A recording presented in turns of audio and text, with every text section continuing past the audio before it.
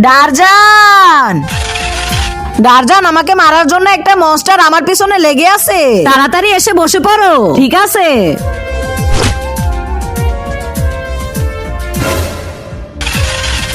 ওরা পালিয়ে কোথায় গেল?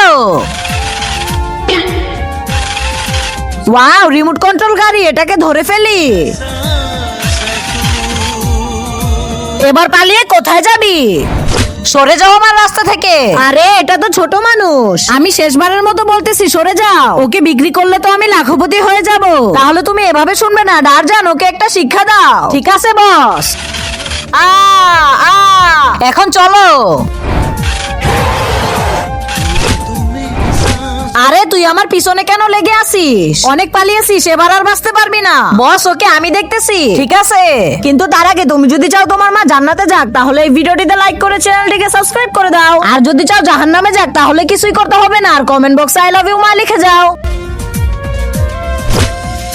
তাহলে তুই বাঁচাবি ওকে? হ্যাঁ, তাহলে এই দেখ। quack quack